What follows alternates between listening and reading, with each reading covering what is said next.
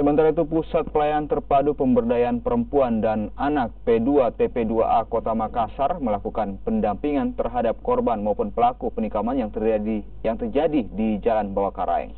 Hal ini dilakukan lantaran pelaku dan korban masih berusia di bawah umur. P2TP2A masih menunggu rujukan dari Polsek Makassar ke PPA Polrestabes Makassar sebelum melakukan pendampingan terhadap korban maupun pelaku, mengingat keduanya masih di bawah umur.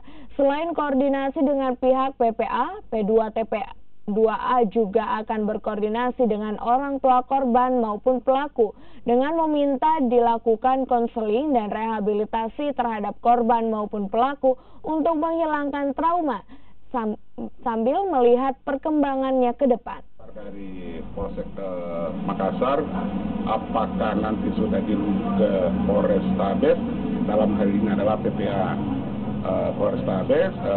Kalau sudah ada nantinya, kami dengan PPA, dengan P2TP2A mendampingi korban, begitu juga pelaku, karena dia anak. Nah, ini catatan bagi kita bahwa keduanya ini anak adalah wajib kita dampingi bersama-sama. Nah,